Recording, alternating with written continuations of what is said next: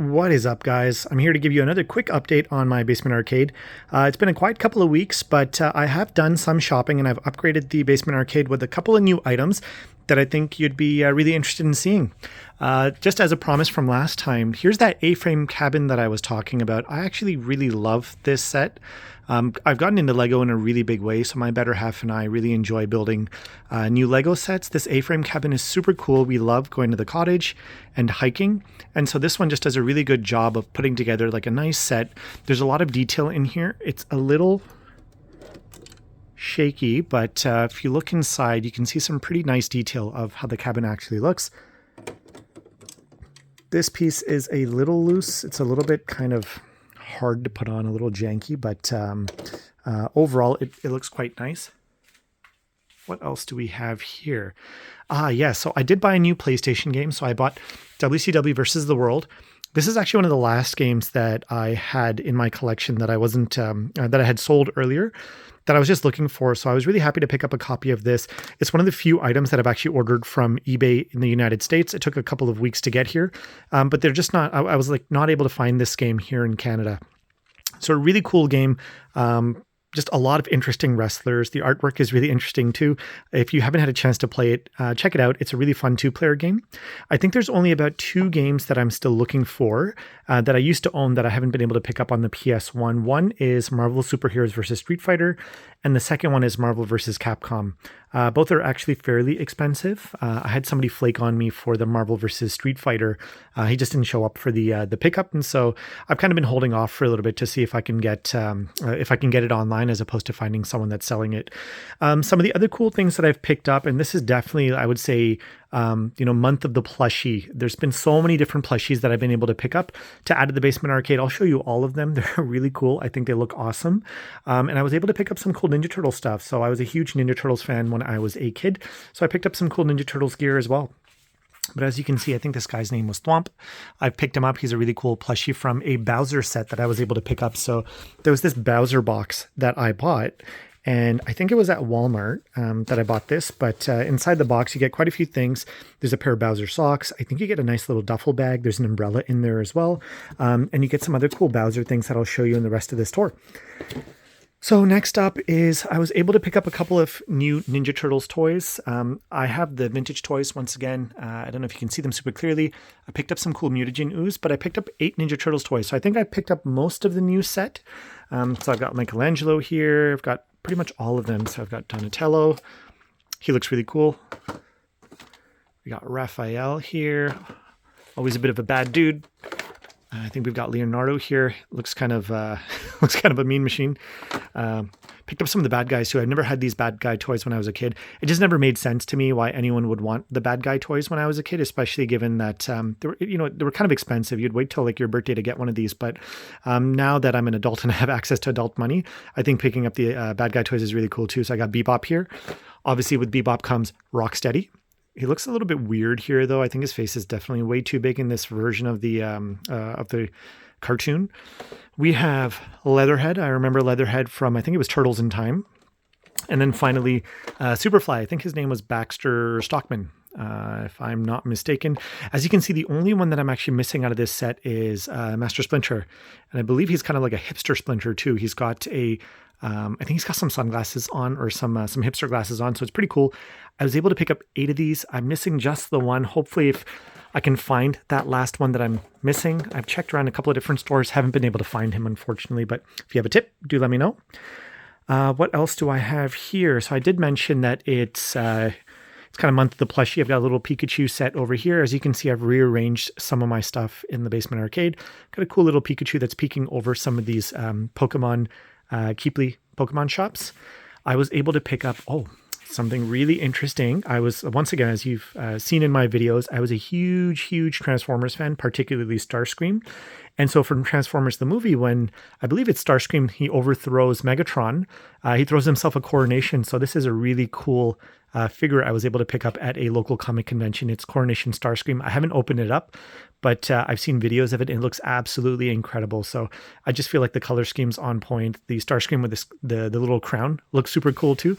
So really happy to have been able to add that to my collection.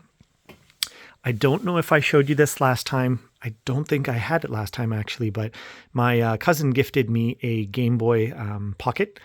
Not the actual Game Boy Pocket itself, but it's actually a picture of a Game Boy Pocket disassembled. So I know this is supposed to go on a wall. Obviously, I don't have walls to put this on, so that's why it's not on a wall. But I've just put it here on the shelf. I think it looks really cool. It's a deconstructed Game Boy Pocket. I'm fairly used to, disassembling, Game Boys as I've been trying to upgrade them. So this looks really cool to me. I think it's an awesome item in my collection. And one of my favorite animes of all time, I was able to pick up 2 more Funkos, Hinata and Kageyama from Haikyuu. I feel like Funko Pops are becoming a bit of a problem. I initially had only bought the Sentinel because I thought it looked really, really cool. And that was it. It was a bit of a, something kind of a one-off for me. I never really buy Funkos, but now that I've gotten into them, I'm actually at my 3rd Funko. So I could probably say I'm a collector now. And it might become a obsession if I see some cool new Funko Pops that I'm interested in.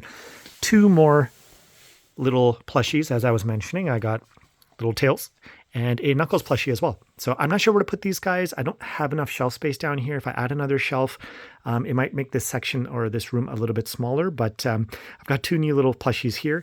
And then what I thought was really cool with my plushies, and of course I have to show you my rival schools footage and a little bit of One Punch Man on the Keeply, is I was able to get some cool new little plushies to put in my Nintendo cabinet. So I've got Fire Flower Mario in the Nintendo cabinet up here. I thought he kind of matched the theme of some of the Game Boys here because he's red as well. I was able to pick up good old regular Mario for my 2nd cabinet here, or my 2nd shelf here. I think he looks pretty cool actually. Both of them together look kind of interesting. I know you can't really see it super clearly, but I think they add a lot of value to the display. I've got Luigi down here. He's a bit of a taller guy. I don't have to have him sitting on anything. It looks like he's kind of creeping on the little Game Boy I made. And in keeping with the theme, obviously I can't forget Sonic. I think this guy's probably the super cutest one that I was able to pick up. So he's actually down there with the Genesis. I feel like it's done a really nice job of kind of tying these shelves together. As you can see, I've got the 4 of them there. I picked up these 2 little plushies here. I got a little Pikachu over there as well. So I think it's not a very heavy game update on my end, but I was able to get a lot of little toys, especially with like these Ninja Turtles down here. And then the last thing that I would update you on is this. So this has kind of been the coolest thing that's happened over the course of the past month or so. Once again, this is actually just from the Bowser set that I got from Walmart. It came with like a little Bowser figurine as well. His eyes are a little bit derpy, so I would caution you for buying it specifically for this figure. But the cool thing is I was able to build this Lego NES. Now this is probably one of the coolest Lego NES or Lego sets that I've ever built. The controller is actually like full size. So this is like an official NES controller, but it's all Lego. It's all Lego. Same with this game. This game's not official size, but it's Lego. It fits nicely in this console. It actually opens up and it has a locking mechanism, which I couldn't quite figure out. But this console is absolutely gorgeous. I think it's really cool. As you can see along the side as well, it's got like the audio visual output as well. I wish they actually gave cables for that too. I think it would just kind of round this off, but it came with this little TV and I think this just looks absolutely incredible. We do have a Lego Bowser that we have yet to build, and my better half has seen some stuff online about Lego Bowser. And so she said we should get the Lego Bowser because you can actually make him hold the NES controller and it looks like he's playing the game. So I think that's really cool.